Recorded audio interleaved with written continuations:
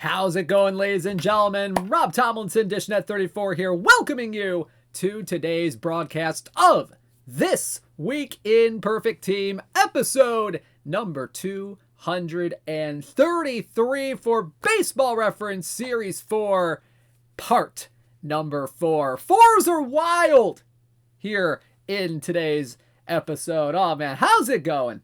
Hopefully y'all have had a great week so far. I know this week has been pretty good. This week has been pretty darn good, actually, I gotta say. No, I've gotten all my work done for the week. I got things done in a reasonable time. That's always a good thing. It's always a good thing. And you know what? We got some pretty fun cards to release here today for this next series of Baseball Reference Series cards. And let me tell you, speaking of Baseball Reference, I know they have their year in review going on this year. And honestly, I'm surprised that with all the times I have searched up Baseball Reference for all of the cards that we've released so far this week, or at least this year, I'm surprised none of them reach the top level of oh man.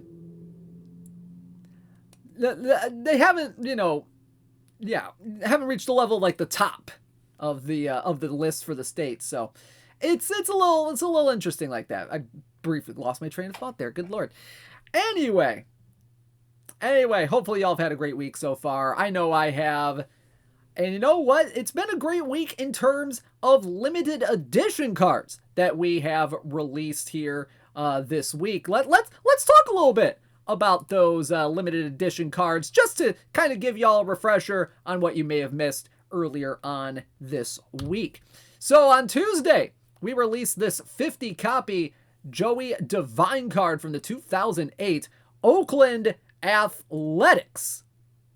2008 Oakland Athletics, 96 overall, 96 stuff, 125 movement, 114 homer rating, 114 pitcher BABIP, 77 control. This is a pretty spicy limited edition reliever card right here. Really good pitcher BABIP, really good home run prevention, and some pretty decent stuff as well. The control's going to be a little bit iffy on this card, but he can hold runners just a little bit. He's got a fastball, slider, curveball. He's got extreme fly ball type, which is very interesting, especially given the pitcher BABIP and the home run rating here. Joey Devine, in 2008, honestly, I didn't know he was that good in 2008 because, Power Pro, the MLB Power Pros games only went until 2007 and 2008. So this was right around when Joey Devine kind of, came up and actually, was a beast that year. In 2008, so this was before he became a beast and all that good stuff.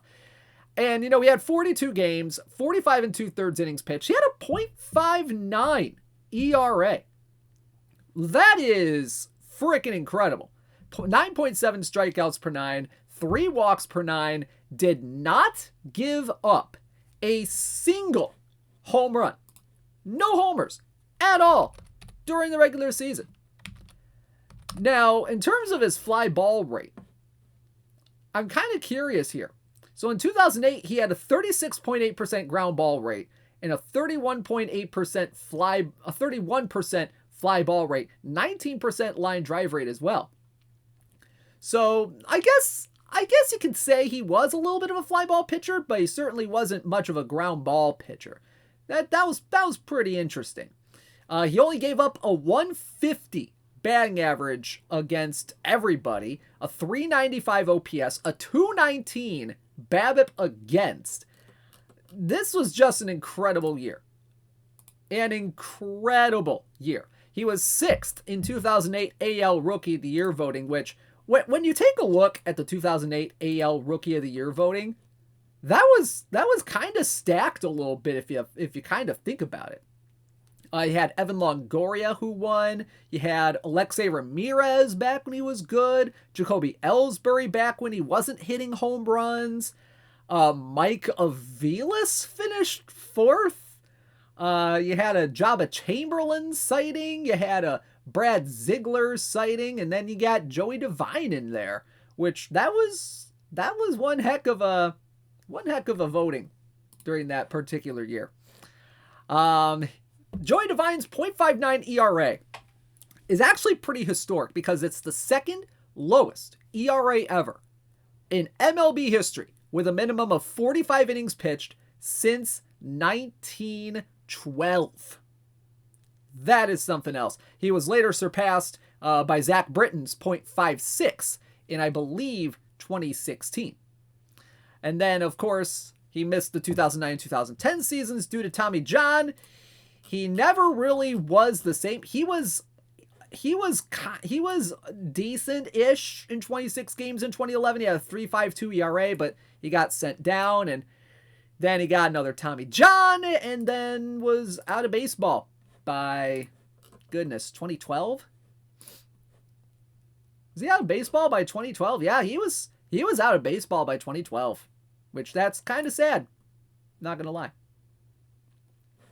So there you go. Joey Devine, who he released on Tuesday during the Tuesday Tourney Treasure Trove, is in Perfect Team 24. And then, if you tuned in to Laptop Hound stream just a little bit ago, if you're watching the live stream here at noon, you'll know that we released this brand new 97 overall left-handed starter Tommy John 50 copy limited edition card. 72 stuff, 125 movement, 119 homer rating, 83 pitcher BABIP, and 100 control. Some very even-ish splits right here. Only a couple points difference with the pitcher BABIP and the control. It's got 102 stamina, 77 hold runners. It's got curveball, screwball, sinker, cutter. Oh, man. And Tommy John, he pitched for quite a long time. And you know what? Thank goodness there are no injuries in Perfect Team, because this guy might have gotten a few potentially. But yeah, it's kind of interesting that we're talking about Tommy John with Joey Devine, and then we get the Tommy John card. Brilliant gambit, Mr. Sporer. Brilliant gambit, Mr. Sporer. From 1963 to 1989, he finished 288 and 231 with a 3.34 ERA, a 1.78 strikeouts to walk ratio in his career. He was a 4-time All-Star, top 10 in Cy Young voting 4 times in his career. I believe he finished as high as second a couple of times, and that would have been 1977 with the Dodgers and 1979 with the Yankees, in which he had some pretty good years that year. 77 and 79, had a couple 20-win seasons. His ERA was under 3 in those years. A really big innings eater, and this was post-surgery, Tommy John. So he really came back, pretty good as a pitcher after that. Yeah, next you'll tell us that Tommy John had Tommy John surgery. It wasn't called Tommy John surgery, obviously, back then, but yeah. And of course, he has the second most wins of any pitcher that is not in the Hall of Fame, which that's incredible to me. 288 wins. Honestly, his impact on the game should be Hall of Fame worthy. So, well. So there you go. Tommy John, 97 overall peak left-handed starter, 50 copy limited edition card is in Perfect Team 24. So, with that being said, here's a look at the limited edition card update as of 9:45 a.m.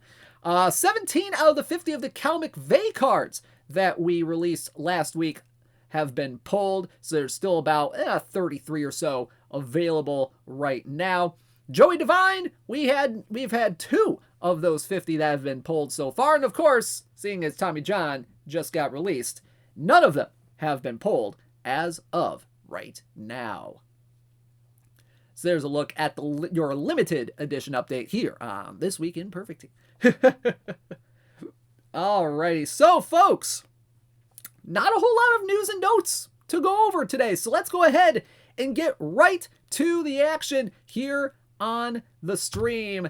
And it is Baseball Reference Series 4, part number 4.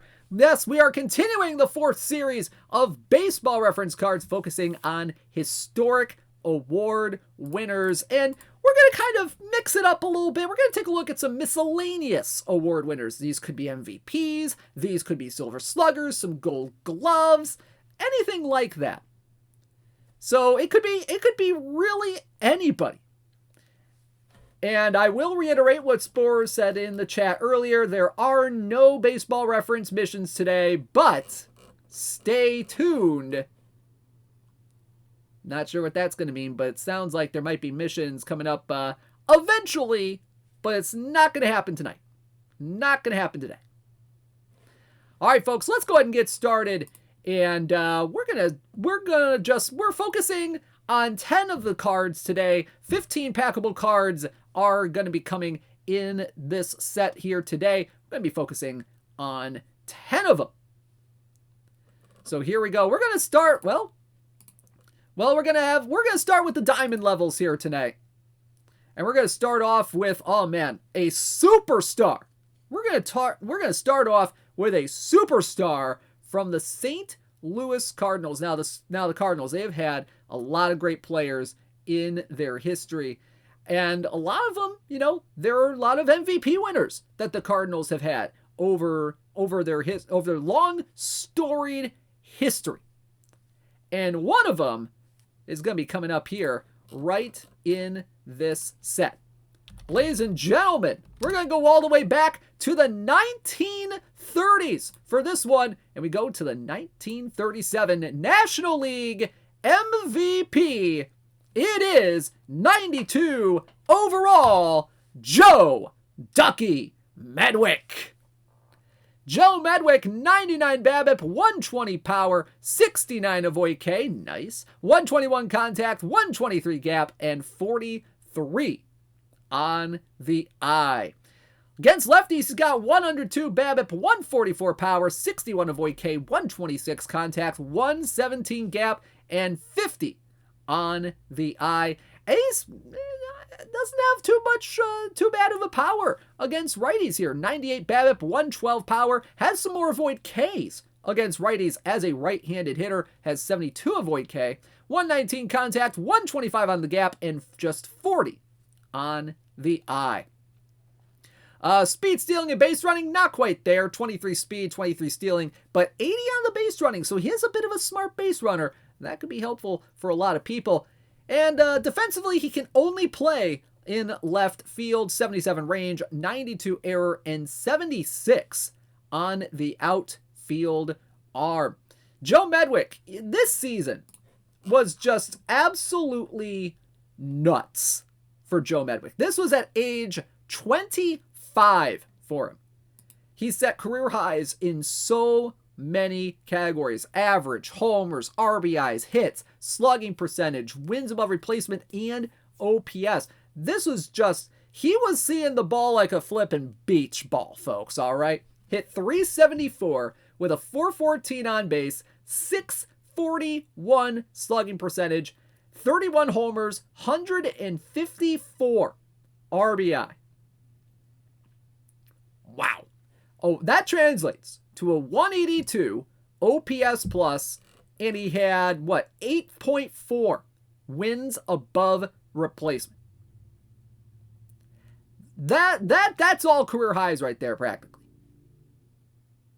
And heck, his on base percentage was a career high, 414. Never really got above 400 again, to be honest. Oh man, this is just an insane season. 237 hits, 56 doubles, 633 at-bats in 156 games. 406 total bases as well. He was the 1937 National League MVP. He was also an All-Star as well, but that MVP award, the lone win of his career. Did the Cardinals win that year? Good question. They actually finished 4th in the National League that year, so they didn't even make the World Series. And yet, Joe Medwick named the National League MVP, despite the Cardinals finishing in 4th place, because it was just that good of a season. for Mr. Medwick. Plus, he also won the National League Triple Crown. So that might have had a little bit of something to do with it. So, I mean, 374, 31 homers, 154 RBI. This was just a fantastic year for Joe Medwick. And actually, he is the last player to have won the National League Triple Crown, doing so this year. So nobody in the National League has accomplished the Triple Crown since Medwick did this in 1937. Which that's just incredible. Yeah, and he had 31 homers, but he would have won the home run component of that Triple Crown outright. But a home run that he hit in a June 6th game was later wiped out by a forfeit, and because of that, left him tied with Mel Ott for the league lead in that category. So, a little bit of information right there. But there you go, Joe Medwick from the 1937 St. Louis Cardinals. He is in. Perfect team. 24. Alrighty, let's go a few decades later here, and let's go to the 1960s. And the 1960s, they weren't really great years for the San Francisco Giants. All right. Like, they had some decent years. All right. They had some decent years in the 60s. They were perennial runner-ups in the National League during the mid to late 60s. I mean, finishing second in 1965, second in 66, second in 67, second in 1968, second in 1969 when it became the NL West. Just always the bridesmaid, never the bride for those teams. But you know what? One guy was really, really a consistent player for the team during this period of time. And that, my friends, is the 1969 National League MVP. And that, my friends, is 93 overall first baseman Willie McCovey. Willie McCovey, 81 BABIP, 159 power, 79 avoid K, 122 contact, 81 gap power, 117 on the eye. Against lefties, he's got 91 BABIP, 135 power, 45 avoid K, 107 contact, 68 gap, and 103 on the eye as a left-handed hitter. Now, you take a look at the versus right splits here. It is a little bit of a splitty card. I will not deny that here. But he's got 78 BABIP, 167 power, 90 on the avoid K, 126 contact, 85 gap, and 122 on the eye. Defensively, it's a first baseman, so you're not going to get a whole lot of range out there, nor error, nor arm. Little bit of turnable play in there on the 45, but still, And you're not going to get a whole lot of speed out of Willie McCovey. 5 speed, 6 stealing, 21 on the base running. Now, 1969, fantastic year for Willie McCovey. He hit .320 with a .453 on base percentage, a .656 slugging percentage, which that's a big number back then. 45 homers, 126 RBI, and 209 on the OPS. Like I mentioned, he was the 1969 NL MVP. It was his only MVP of his career. He was top 10 in MVP voting 4 times during his career between 1965 and 1970, right when the Giants were just really getting good.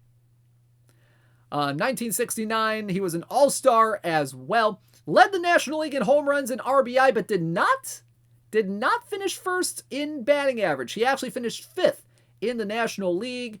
Pete Rose was the batting champion that year in 1969 in the NL. But that .320 average was his highest batting average since his rookie year of 1959, when he hit .354. and it's the second highest in his career. Never hit 320 again after that. Never hit 300 after that. He was always more of like a 270, 280, 290 kind of hitter, Willie McCovey was. But he had a lot of power. This was 5th of 6 straight seasons in which he had more than 30 home runs. So pretty darn good right there. That home run number, a career high for him as well at 45. Led the NL homers in WAR. He had 8.1 wins above replacement in 1969. He actually led MLB in offensive wins above replacement with 8.8 WAR. So he had more offensive WAR than he had overall wins above replacement because his defense was not great. Negative 1.7 defensive WAR according to Baseball Reference. But he also led MLB in on-base percentage, slugging, and OPS at an 1108 mark, which is just insane. Insane. So there you go. Willie McCovey from the 1969 San Francisco Giants. Big power guy. Could be a decent guy for low diamond tourneys over at first base. Probably maybe a DH potentially. Could be an interesting card here for a lot of folks. So there you go. Willie McCovey from the San Francisco Giants is in.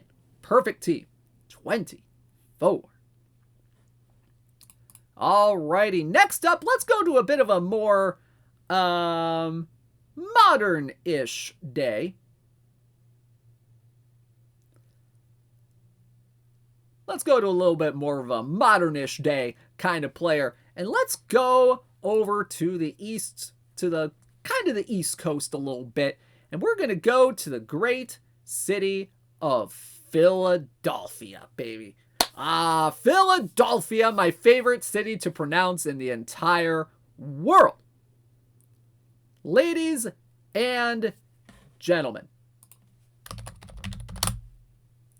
Ladies and gentlemen, from the Philadelphia Phillies, we've got a peak card. And it is 93 overall, shortstop, Jimmy Rollins. Jimmy Rollins, 76 BABIP, 96 power, 93 avoid K, 104 contact, 116 gap, and 73 on the eye. Against lefties, he's got 81 BABIP, 95 power, 107 avoid K, 113 contact, 114 gap, and 70 on the eye. Against righties, it's not terrible. Not as great as it is against lefties, but still decent. 75 BABIP, 96 power, 89 avoid K, 102 contact, 117 gap, and 73 on the eye. Defensively, he's okay. 92 range, 94 error, 88 arm, 90 on the turn double play. Not exactly that elite defensive level that a lot of players are looking for, but still a solid player. 89 speed, 105 stealing, 106 on the base running, so he has a little bit of speed on it as well. Jimmy Rollins, what more can you say about his career? One of the best Phillies shortstops of all time. All right? Like, this guy had the 4th most defensive wins above replacement in Phillies history among any position. Among any position. And the only shortstop in Phillies history that had a better defensive wins above replacement than he did was Larry Bowa. And Larry Bowa wasn't really that great of a hitter. So Jimmy Rollins, in Phillies history, he was a shortstop that had both the great defense and the hitting to really make him a complete player. Now, his career OPS plus, only about a 95 OPS plus, so take that as you will. But, in his career, he had a very solid career. 17 years in the bigs. He had a couple of stints in LA and I believe Chicago after he left Philadelphia. But 17 solid years, 264, 324, 418 on the slash line, 231 career home runs, and 936 RBI. He was a 2007 National League MVP award winner, a 3-time All-Star, 4-time Gold Glover, and a Silver Slugger award winner in 2007. But obviously, he has a place in Phillies history for being a career leader in at-bats, hits, and doubles. He also has the second most stolen bases in Phillies history. Second most stolen bases in Phillies history. He had a total of 453 stolen bases with the Phillies between 2000 and 2014. So pretty good stuff right there for Jimmy Rollins. Never had, in his career, he never had a negative offensive wins above replacement season. Never did. He got close a couple of times, especially in his later years with the Dodgers and the White Sox, and even a little bit with the 14-game stint he had in 2000, although really doesn't count toward much. But otherwise, he had some very solid offensive numbers throughout his entire career. Led MLB in plate appearances a few times, given that, those Phillies offenses were just so solid back in those days. He led the National League in triples a few times as well. He had 12 triples in 2001, 10 of them in 2002, 2004. He had 12 of them. He actually had 20 of them in 2007. A very fantastic year. Let's talk a little bit about that 2007 season. 162 games, 139 hits, National League leading, 212 hits, so 139 runs scored, my apologies, 38 doubles, 20 triples, 30 homers, 94 RBI. That in a 296 batting average. A 119 OPS plus, career high in that category. This was a fantastic year for Jimmy Rollins. Now, where are all those triples coming from? His speed. Plus, Citizens Bank Park, maybe not exactly a triples ballpark, but, if you put it in the right place in that ballpark, you're definitely going to get a triple out of it if you have enough speed. But man, oh man, Jimmy Rollins, an electric player when he played. Fantastic, fantastic guy. Jimmy Rollins, 93 overall. From the Philadelphia Phillies, he is in. Perfect team. 24. Alrighty, let's go to our fourth guy of the day. Our fourth card of the day, and folks.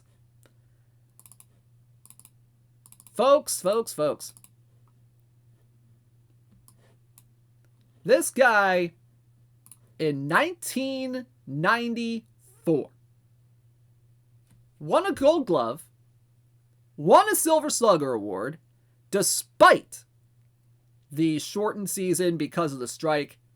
And this guy right here, he was on pace to possibly break Roger Maris's single season AL home run record that year. But unfortunately, didn't have the opportunity to do it because of that doggone strike. But this guy was still an electric player for the mid-90s Seattle Mariners. Ladies and gentlemen, from the 1994 Seattle Mariners, it is 95 overall, Ken Griffey Jr. Ken Griffey Jr., 82 BABIP, 139 on the power, 78 avoid K, 117 contact, 83 gap, and 77 on the eye. Now, this Griffey card, big into power right here. Not going to get a lot of BABIP out of him. Gonna strike out a little bit, unfortunately. But defensively, he's pretty darn good. 102 range, 101 error, and 100 on the outfield arm. This isn't a bad defensive center fielder at all. Plus, you're going to get some power out of him. Now, against lefties, It's not as great as he is against righties. Let's talk about those righty splits here. 85 BABIP, 143 power, 80 on the avoid K, 121 contact, 85 on the gap, and 83 on the eye. He's a fly ball hitter, extreme pole guy, bats left, throws left, all that good stuff. He can play center field, and he's also partially trained in right field. So if you want to train him up in right field, you certainly can. Climbing walls rating to Rob Juan Gonzalez of a home run, 128. But 1994, this was a fantastic year despite the shortened year for Ken Griffey Jr. I mean, the dude hit 323, 402, 674 on the slash line, had 40 homers, 90 RBI, a 171 OPS plus, and 6.9 nice wins above replacement. He was a 1994 Gold Glove Award winner, Silver Slugger Award winner, and finished second in American League MVP. And he finished second behind some guy named Frank Thomas, who had 38 homers at the time, but walked a whole lot more than Ken Griffey Jr. did. Had some more runs, had actually one more hit than Ken Griffey Jr. as well. A couple less homers, more RBI. He's okay. But you know what? Ken Griffey Jr., 40 homers, nothing to shake a stick at.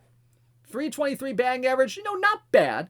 But with guys like, Frank Thomas, Albert Bell, Kenny Lofton, Paul O'Neill had some high batting averages during that time. Kirby Puckett, Julio Franco, Ken Griffey Jr., look at that 323 batting average, and it's a little bit lower than what you would expect for the era, unfortunately.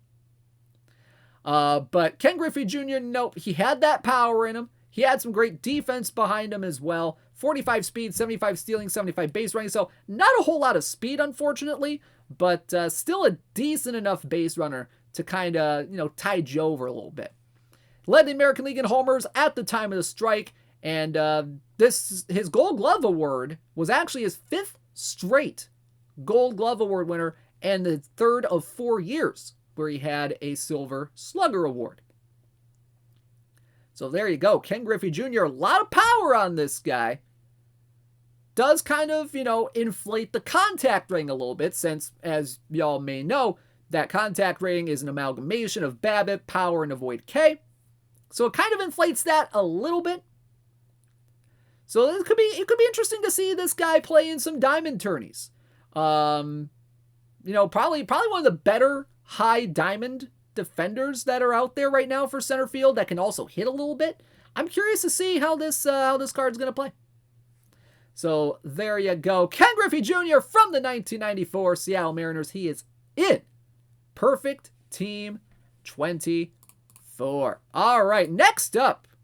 There's a lot of guys that kind of, fly a bit under the radar in their career. And they're always solid, but they're like, maybe not good enough to win MVP or like are very close to winning MVP. But they were just so consistent. They were so consistent during their career that, you don't recognize how really good they are until you kind of take a little bit of a step back. You look at the baseball reference page and you go, wow, this guy was actually kind of good. Not gonna lie, he wasn't that bad. And in my mind, at the very least, this guy is definitely one of those kind of players. And this guy comes to us from the San Diego Padres. Ladies and gentlemen, 99 overall first baseman, Adrian Gonzalez. Adrian Gonzalez, 97 BABIP, 114 power, 93 avoid K, 127 contact, 88 gap, and 107 on the eye. Now, his splits, definitely splitty here. All right, definitely a lot better against righties than against lefties. Against righties, he's got 99 BABIP, 120 power, 96 avoid K, 131 contact, 90 gap power, and 111 on the eye. Now against lefties, he's got 92 BABIP, 96 power, 83 avoid K, 113 contact, 79 gap, and 96 on the eye. So this guy, probably going to be a little bit of a platoon player, a little bit.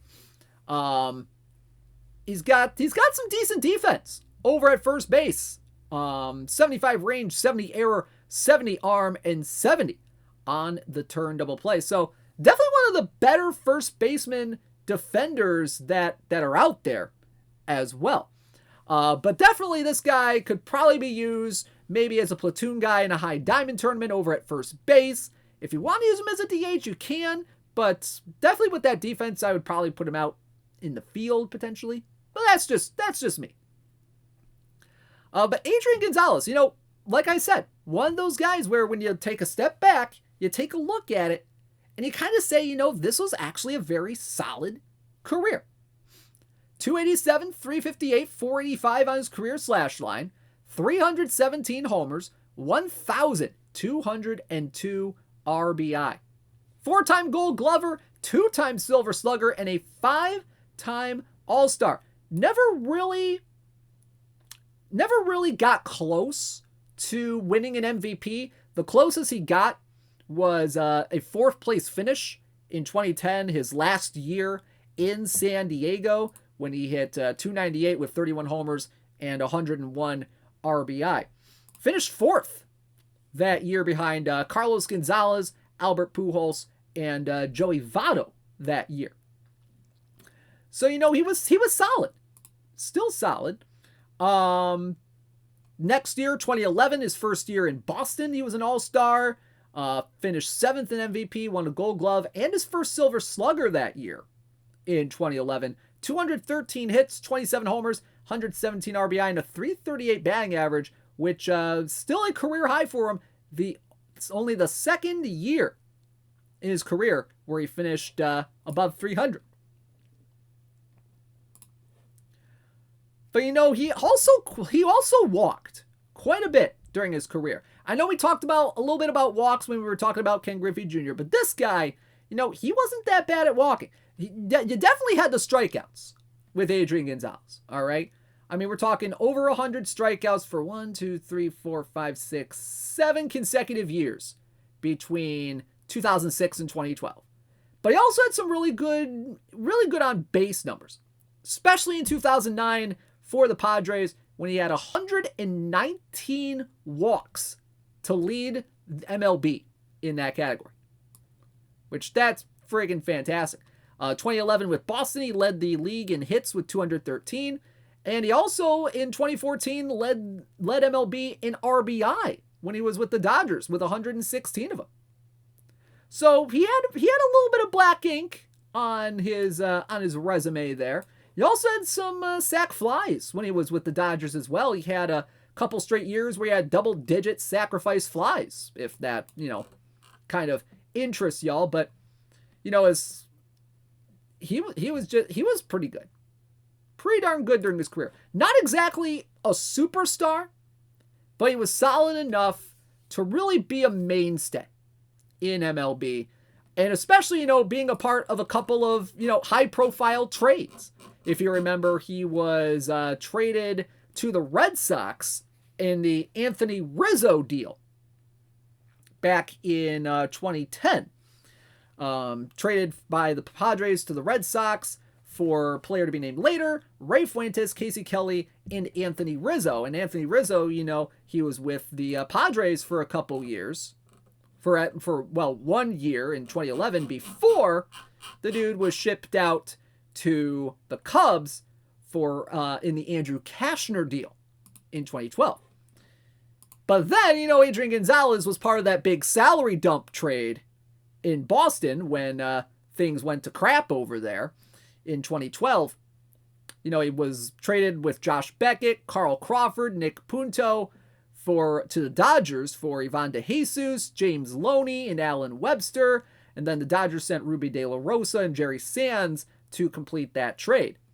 Not a lot of great names that were traded to the Red Sox that we would, really recognized nowadays. But couple of big trades. In fact, in 2017, he was traded again by the Dodgers, along with Charlie Culberson, Scott Kazmir, and Brandon McCarthy in the Matt Kemp deal. So very interesting stuff. Very interesting trades that Adrian Gonzalez was a part of in his career. And yeah, Andrew Cashner, oh man. I remember when Andrew Cashner was supposed to be good. It's like he was so close, but yet so far. But you know what? Adrian Gonzalez, despite being traded around as part of a lot of salary dumps, guy was solid. Guy was solid. So there you go. Adrian Gonzalez, 99 overall first baseman from the San Diego Padres. He is in perfect team 24. All right, we have a couple of diamonds left to tell you about before we get into our perfect cards. And our next guy, oh man, when you talk about the 1970s and some great starting pitchers, the Baltimore Orioles definitely had a lot of great pitchers in their history. This guy right here, definitely one of the best Baltimore Orioles players of all time. Definitely one of the best pitchers of all time, if not the best pitcher for the Orioles of all time. Shintaro Fujinami might be up there, but this guy, definitely the best Baltimore pitcher in history. Ladies and gentlemen, from the 1975 Baltimore Orioles, it is 99 overall, Jim Palmer. 99 stuff, 110 movement, 95 homer rating, 111 pitcher BABIP, and 98 on the control. Some very interesting splits on this guy right here. Very interesting splits here. 97 stuff against lefties, 115 movement, 99 homer rating, 109 pitcher BABIP, and 100 on the control. He actually has better control, better homer prevention, and a little bit better movement against lefties than he does against righties. Against righties, he's got some better stuff at 100. Had his 106 movement, a little bit less on the homer prevention at 91, but more pitcher BABIP at 112 and 97 on the control. 112 on the stamina, 56 on the hold runners. He's got a fastball, slider, curveball, and changeup. So Jim Palmer, let's talk about Jim Palmer. Jim Palmer, 1975 season. Ooh, boy, was it a good one. It was a solid year. Definitely the best season of his career for the best Baltimore Orioles pitcher of all time.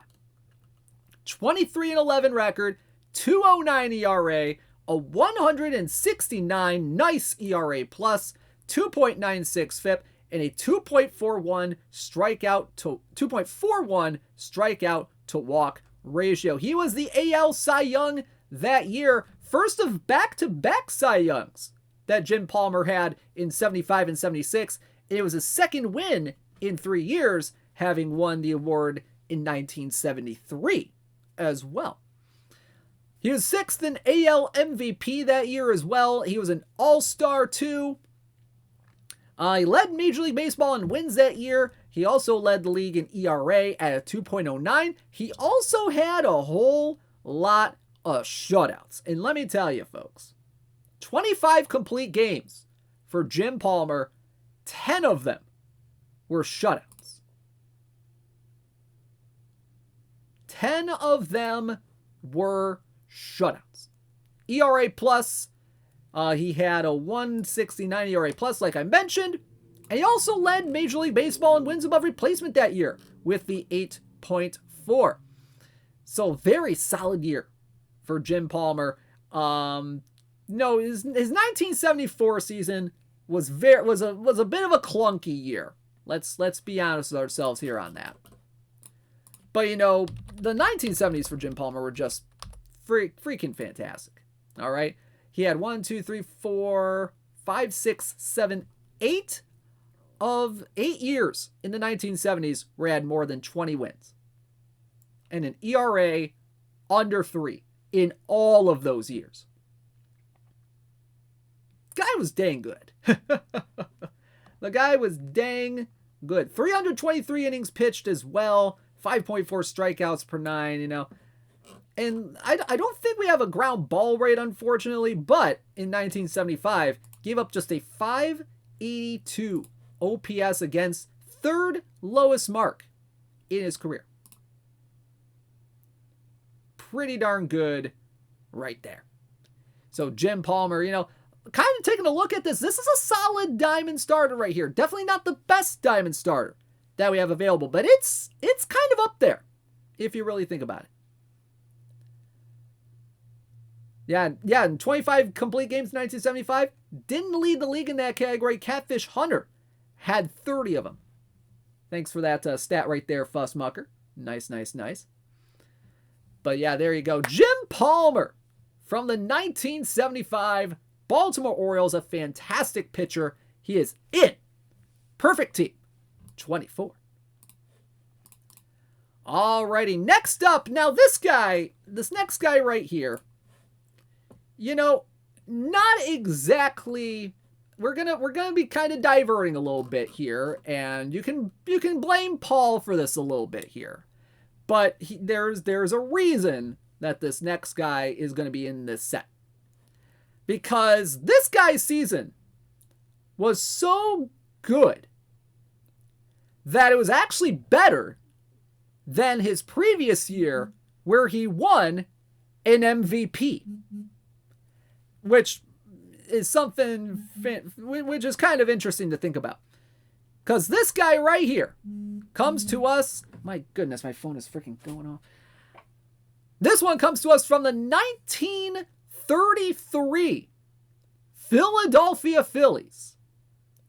And it comes to us as a 99 overall right fielder, Chuck Klein.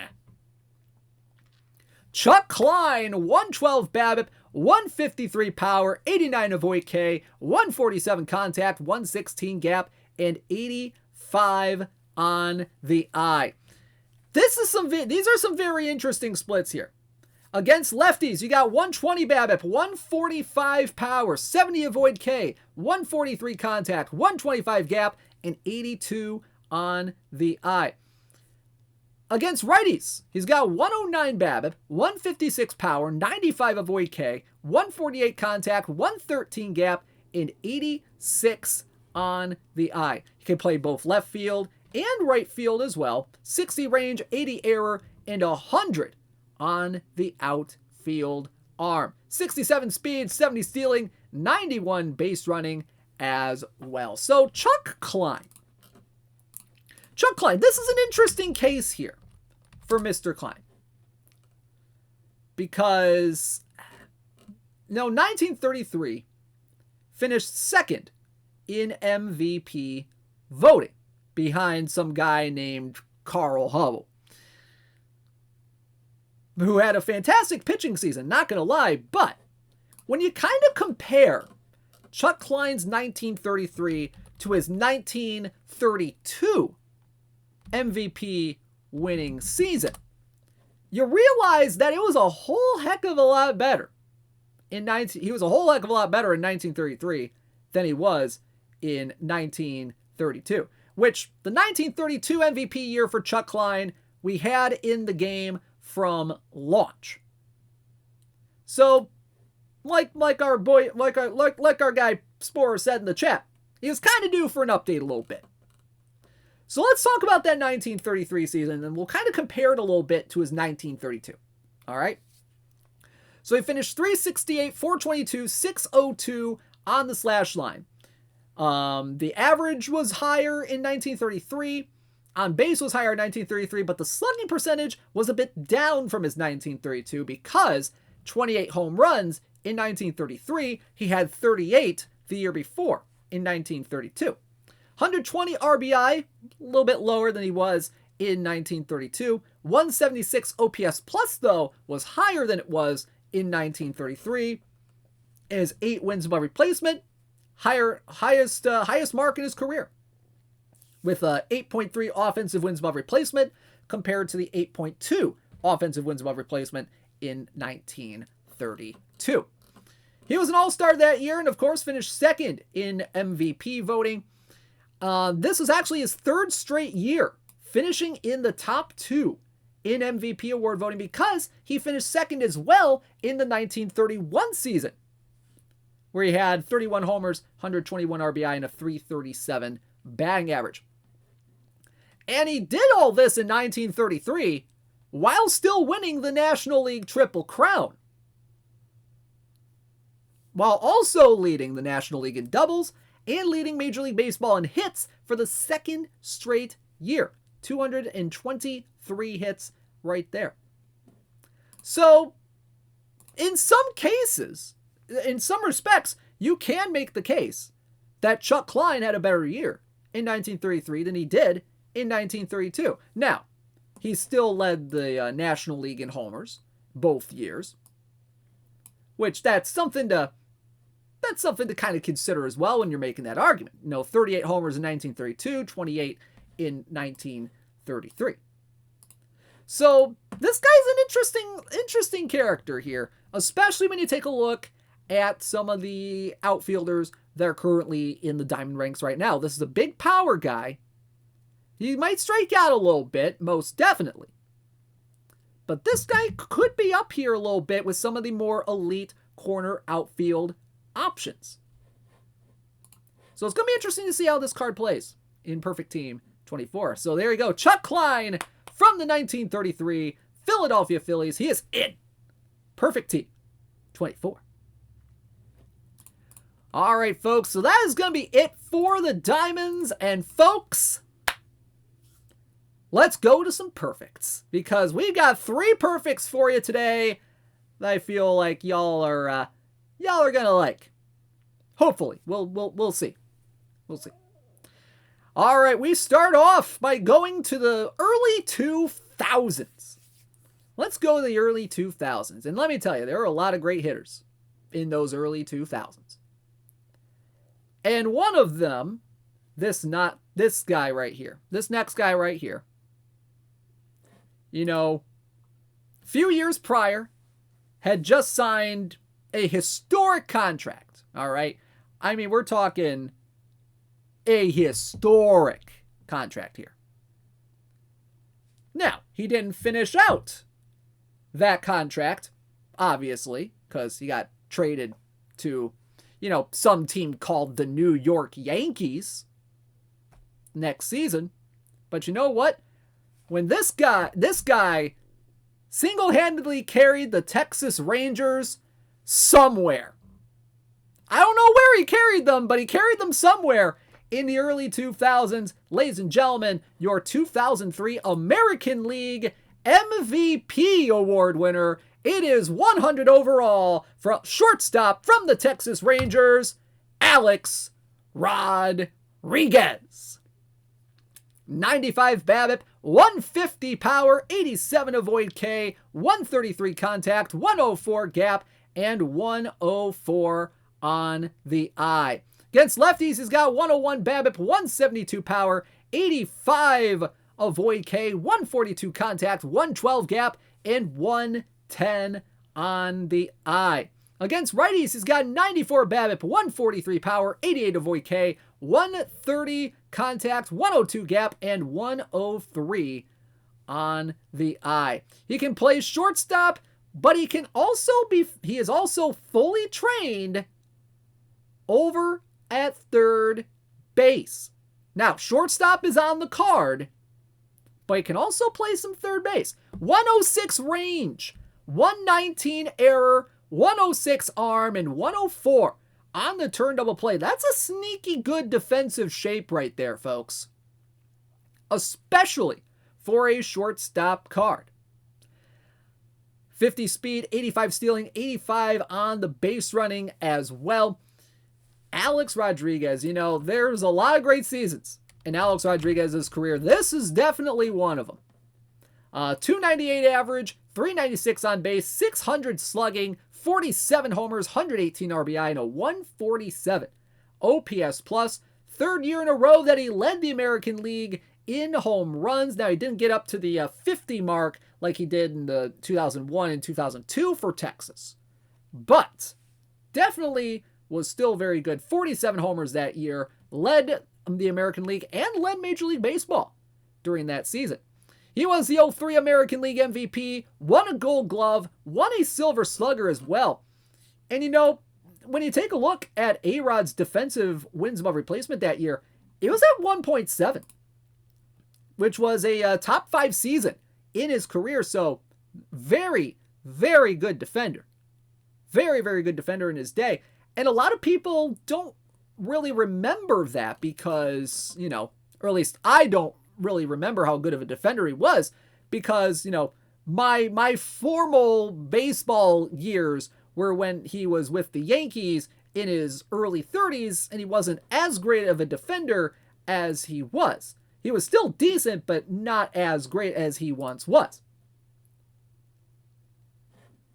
So A-Rod in 2003, you know, he did not play third base, but he moved over to third base the following year when he was traded to the New York Yankees because of Derek Jeter's ego. Led the MLB in homers in 2003, led the American League in runs in 100 and with 124, and he led in slugging percentage as well. And of course, that was his final year in Texas before the trade to New York, and he got that big old second extension that certainly worked out for the New York Yankees.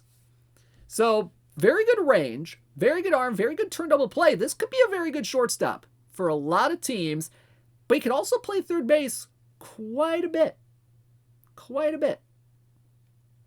So there you go. Alex Rodriguez from the 2003 Texas Rangers is in. Perfect team. 23.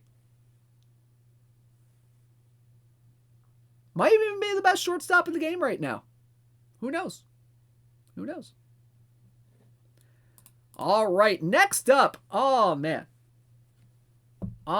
2 more cards to go. And folks, this next card, if you think about the time, the time of the year that we are in, is a very fitting one. All right. This is a very fitting card coming up because this guy was both really great hitter, but also, you know, one of the first superstars that was also Jewish. And as we are nearing the end of Hanukkah, I believe this is the 7th night of Hanukkah, if I am recalling correctly. I'm not 100% sure. I think it's 7th. Someone can correct me on that. But this guy, you know, he was a fantastic player in the 1930s. A lot of power.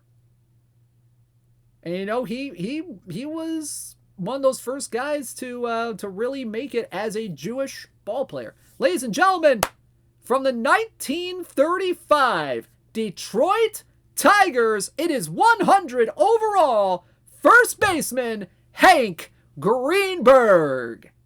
109 BABIP, 157 power, 78 avoid K, 141 contact, 120 gap, and 119 on the eye. Let's talk about his lefty splits, shall we? 113 BABIP, 189 power, 85 avoid K, 156 contact, 123 gap, and 117 on the eye. Wow. This guy is going to absolutely blast lefties. Goodness gracious. Against righties, he's solid as well. 107 BABIP, 146 power, 75 avoid K, 136 contact, 119 gap, and 119 on the eye. Hank Greenberg, man, oh man, one of the great sluggers of the 1930s. This guy was like right up there with Chuck Klein during this time period for being one of the best sluggers in baseball. All right. Babe Ruth was there as well and all that good stuff. But still, Hank Greenberg, one of the best hitters, one of the best power hitters of the 1930s. In the 1935 season, he won the American League MVP, his first win of his career. He had another one in 1940. Hit 328, 36 home runs, 168 RBI, 411 on base percentage, 628 on the slugging percentage, a 170 OPS plus. One of 3 times in his career he broached the 170 mark with his OPS plus. He led MLB in home runs and RBI during the season, as well as total bases. He had 389 of them. Now, Hank Greenberg, 1935 season, it was a good season. Really great season. He had 25 homers, 103 RBI at the break. However, he was not selected to the American League All-Star roster. He was not an AL All-Star. And one of the theories behind that, which I found fascinating, and this comes from an LA Times article in 2012. One reason that has been speculated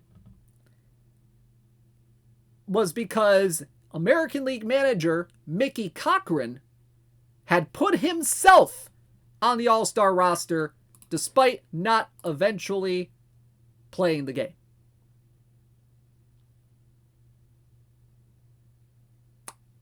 Wow.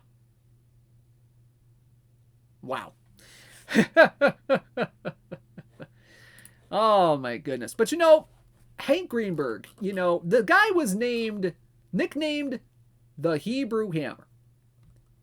And became the first Jewish superstar in American team sports. In fact, the year prior, he attracted national attention in 1934 in the middle of a pennant race for the Tigers, mind you.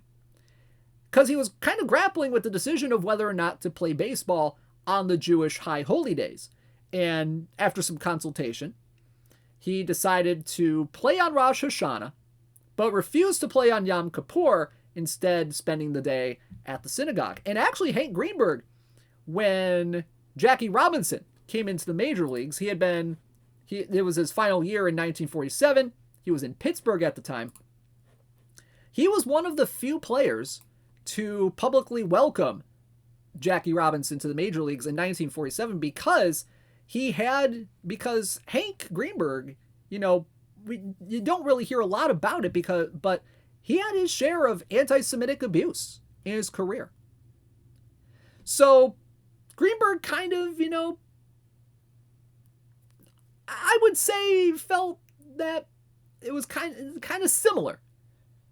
Obviously not the same thing, but kind of the same kind of feeling that Jackie was feeling coming into the big leagues, being discriminated against because of who he was. So it's just some interesting thought. Yeah, kindred spirit is a good word. Kindred spirit's a good term for that, I would think. So Hank Greenberg, 1935, Detroit Tigers. He is in. Perfect team. 24. Alrighty, folks. One more card to go. And let me tell you, this guy almost pulled off a Rookie of the Year and Cy Young Award in the same season. So we're going to get a picture here. If there's any legendary award-winning pitcher that was a superstar rookie that almost won the Cy Young Award winner, oh boy. Ladies and gentlemen, it's about doggone time for this card right here. Ladies and gentlemen, from the 1984 New York Mets, Who else could this be? It is 100 overall, right-handed starter, Dwight Gooden. Doc Gooden, everybody. 157 stuff, 125 movement, 119 homer rating, 111 pitcher BABIP, and 96 control. Against righties, he's got 158 stuff, 126 movement, 120 homer rating, 111 pitcher BABIP, and 99 on the control. Against lefties, it's very close split here, by the way. 156 stuff, 124 movement, 118 homer, 111 BABIP, and 92 control. 90 stamina, 21 on the hold runners, fastball, slider, curveball, changeup, repertoire. 1984 for Doc Gooden. Man, the first 2 years of his career. We've talked about his 1985 season before. I believe that was an immortal season card for Dwight Gooden. We had that 1.53 ERA. In a lot of respects, 1984, just as good as his 1985.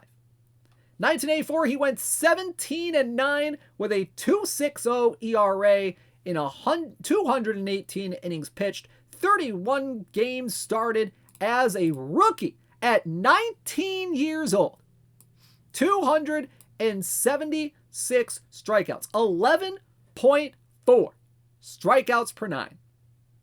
The walks, they were up there a little bit, 3 walks per nine. A 1.37 ERA plus, which that's still pretty good. Definitely the second highest in a full season of his career. A lot less than the 2.29 ERA plus he put up the next year. But he was the NL Rookie of the Year that year. Finished second in National League Cy Young voting. Had some votes for MVP as well. He finished 15th in MVP voting and was an All-Star as well. Led Major League Baseball in strikeouts that year with that 276 mark. Also led in strikeouts per nine. In fact, that was a single season record for strikeouts per nine for quite a while. That 11.4 strikeouts per nine. His FIP was a 1.69. That's pretty nice right there. But his WHIP was a 1.073 as well. That's a fantastic number there. All of those led the league. He also led the league in hits per nine at 6.6. So that's pretty darn good as well. And you know, a lot of people, some people may not remember this, but Dwight Gooden, was in high A in 1983 and for the first couple of times in 1984. He made the jump all the way from high A to MLB when he debuted on April 7th, 1984, and the rest is history. Man, oh man. Dwight Gooden. I mean, what more can you say about the start of his career? Obviously, there's a lot you can say about how his career kind of, went after the 1980s, but this guy was an electric pitcher back in the mid-1980s. He was fun to watch. And he's got a pretty great card right here. Dwight Gooden from the 1984 New York Mets. He is in. Perfect team. 24. All right, so there's a look at some of the cards here in Baseball Reference Series 4. Let's show you the rest of them. The rest of the cards in this set, they're all of the bronze, gold, and a little bit of diamond variety here. You got 62 overall, Bake McBride from the 1974 St. Louis Cardinals. You got Tom Pagnozzi from the 1991 St. Louis Cardinals as well. You got Francisco Lindor from the 2018 Cleveland team as a 86 overall card right there.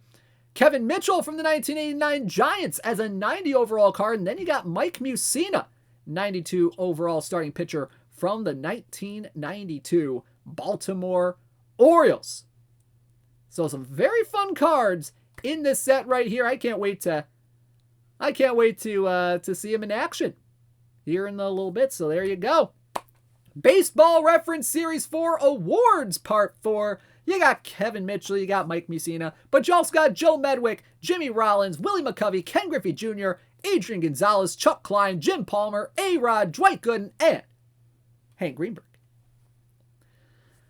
All right, so some fun cards today. All right, folks, before we sign off for the day, let's go ahead and congratulate our weekly leaderboard champions for week 36. Daily Iron won last week by Jimbo Dan, won in the Strong Baddie attires with 107 points. Daily Bronze last week won by Dad Metal Bod in the Canio Lake Otters with 120 points. Canio? Yeah, I'm not sure on that. Daily Silver was won by Robert Cat and the Denver Highlanders with 132 points. A 2-week streak for the Highlanders. Congratulations to them. Caged Wisdom and the Portland Sea Dogs winning the Daily Gold. Conneaut. Okay, I was a little close.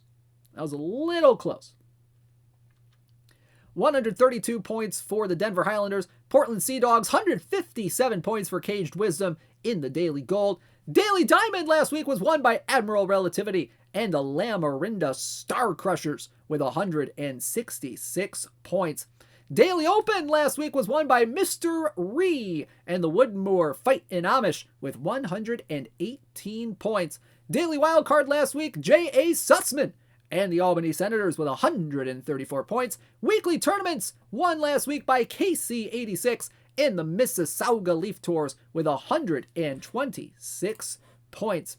Perfect Draft Daily last week was won by Duck1490 and the Angelo State Dr. Tiger with 153 points. Holy cats. And then the Perfect Draft Weekly last week was won by Con